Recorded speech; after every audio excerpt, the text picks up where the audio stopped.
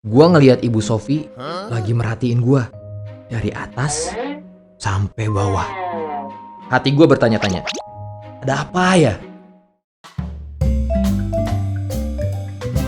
Gue punya cerita.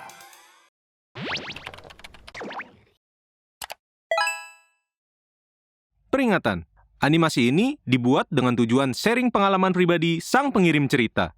Dimohon untuk menghargai cerita tanpa menyudutkan beberapa pihak. Selamat menonton.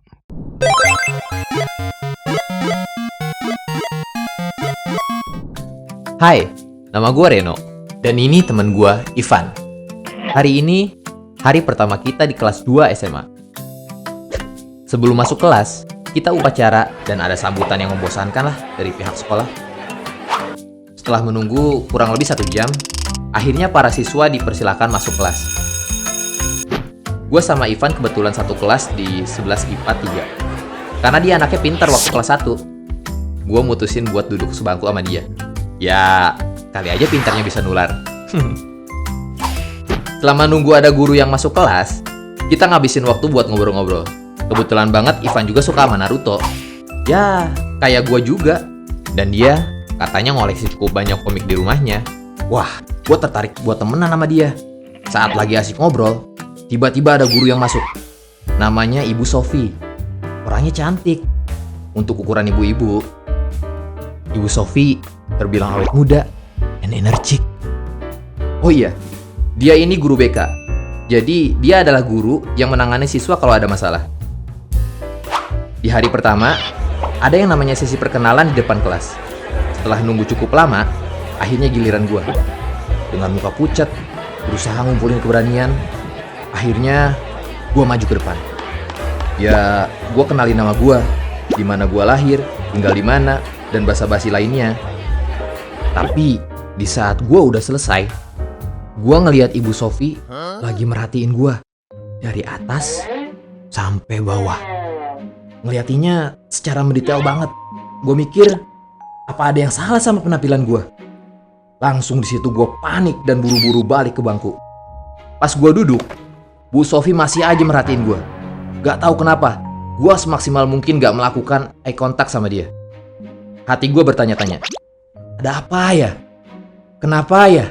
Apa jangan-jangan sleting celana gue kebuka? Tapi gue cek, enggak. Perasaan aneh itu gue buang jauh-jauh.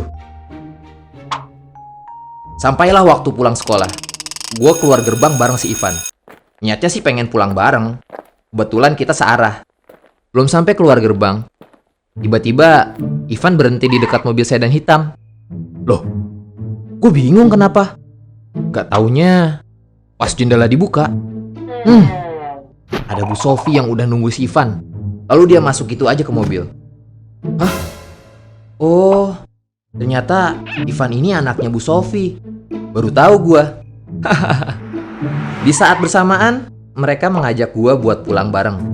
Gua sempat nolak sih, tapi si Ivan maksa ikut. Dan akhirnya gua pulang bareng mereka. Di perjalanan pulang, gua lihat Bu Sofi beberapa kali merhatiin gua lewat kaca spion. Kita sempat melakukan eye contact gitu. Di situ perasaan gua bingung, heran, takut, campur aduk deh pokoknya. Dia nanya-nanya tentang keluarga gua. Nanya gua anak keberapa, berapa bersaudara, macem-macem deh. Sampai akhirnya gua sampai di depan gang rumah gua dan turun di situ.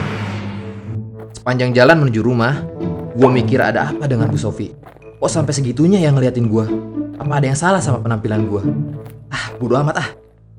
Guanya aja kali yang kegeeran ya. Weekend ini Ivan ngajakin gue buat main ke rumahnya. Sebenarnya gue sempet nolak karena gue takut ketemu ibunya yang suka merhatiin gue.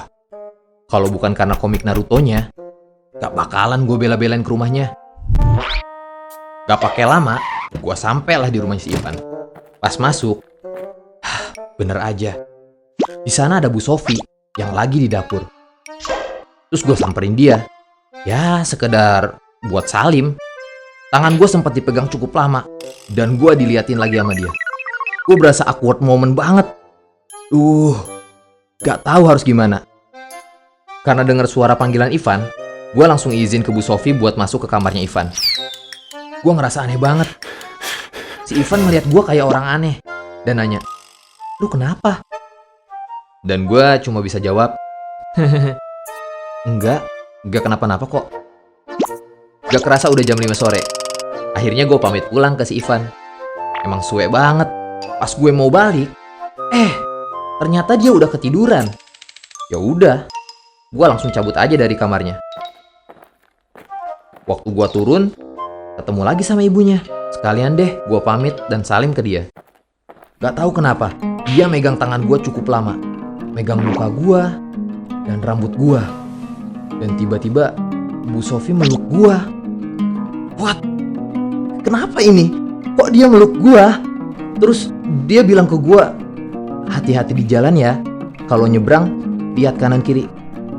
Jangan sembarangan." Gue bingung setengah mampus. Maksud dari kata-katanya itu apa? Kenapa sejak dari awal sikap dia aneh ke gue? Singkat cerita, gue langsung buru-buru izin pulang ke Bu Sofi. Dengan penuh bertanya-tanya, gue berjalan cepat meninggalkan rumah Ivan. Seminggu setelah kejadian itu, ketika lagi main HP, gue dapet notif dari IG dengan nickname yang asing dan ya fotonya kurang jelas. Gak pakai curiga, ya gue langsung nge-follow back aja. Gak berapa lama akun tersebut nge-love semua postingan di feed gue. Ih, apaan sih ini akun? Gue ngerasa aneh banget. Setelah gue perhatiin foto profilnya,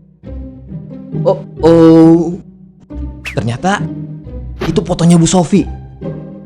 Hah? Kenapa lagi nih Bu Sofi? Kok dia tahu-tahuan akun IG gue ya? Wah, aneh banget ya pokoknya. Gak berapa lama, abis itu ada DM yang masuk. Ya, itu DM-nya Bu Sofi. Dia bilang, "Reno, gimana sekolahnya hari ini?" Gue bingung jawab apaan. Kenapa dia ngasih perhatian lebih gitu ke gue? Terus dia juga bilang, "Kalau pulang sekolah, gak apa-apa kok kita pulang bareng terus, bareng Ivan, daripada kamu naik angkot kan?" Gue sih balasnya biasa aja ya. Tapi dia agresif banget balesin DM-nya. Dan yang paling buat gue kaget, dia ngirimin emot love gitu. Apa sih? Masa iya dia jatuh cinta sama gue? Aneh banget. Terus gue dengan tegas nolak ajakan pulang bareng itu. Karena dengan alasan gak enak dilihat orang, apalagi sama Ivan. Beberapa hari dia sering banget kirim DM. Gak pagi, siang, sampai malam. Karena gue yang kebingungan harus bersikap gimana, ya gue balesin aja semua DM-nya. Sampailah di mana perasaan gak enak gue memuncak. Hari ini gue berencana ngasih tahu Ivan kalau ibunya selama ini sering banget nge-DM gue. Waktu gue kasih tahu, dia marah ke gue karena dia ngerasa perbuatan kayak gitu gak pantas. Apalagi ya ada emoticon love dari ibunya. Ya gue juga ngerasa itu gak pantas. Tapi ya gimana, gue harus kasih tahu ke dia. Hasilnya Ivan marah banget ke gue karena dia menilai gue adalah orang yang aneh ngedeketin ibunya. Sejak saat itu dia pindah tempat duduk dan gak mau bareng gue lagi. Besoknya Bu Sofi masuk kelas gue, terus manggil gue dan Ivan buat ke ruang BK. Dengan muka marah, Ivan dan gue ikut Bu Sofi ke ruangannya. Gue berpikir mungkin si Ivan udah cerita ke ibunya mengenai kejadian kemarin. Kita bertiga duduk berhadapan. Kata pertama yang gue dengar dari ibunya adalah, "Maaf. Maaf karena telah berbuat seperti ini." Gue sih memaafkan, tapi sekaligus nanya, kenapa kok Bu Sofi bisa kayak gitu? Akhirnya, Bu Sofi menjelaskan ke kita kenapa dia bersikap seperti itu. Ternyata ketika dia ngelihat gue pertama kali, dia langsung keinget almarhum anak pertamanya. Iya, kakaknya Ivan. Gue sama Ivan saat itu juga kaget. Oh, ternyata alasannya itu. Lalu, Bu Sofi ngeluarin sebuah foto lama, di mana ada foto anak pertamanya, bernama Satria. Pas gue lihat, emang iya sih, mirip banget sama gue. Kok bisa ya? Dia cerita kalau anaknya meninggal kena tabrak lari waktu dia nyebrang pulang sekolah. Karena dia trauma, makanya setiap Ivan pulang sekolah, selalu dia tunggu. Bu Sofi minta maaf atas perbuatannya yang berlebihan ke gue. Gue memaafkan dengan perasaan lega kalau masalah ini udah selesai. Tapi Ivan masih marah banget sama gue dan ninggalin gue dan ibunya di ruang BK. Ini adalah cerita gue. Gue harap kalian gak ngalamin hal serupa kayak gue. Kalau kalian punya cerita dan mau dibuatin animasi kayak gini, kirim ke email yang ada di bawah ya. Jangan lupa subscribe. Gua punya cerita.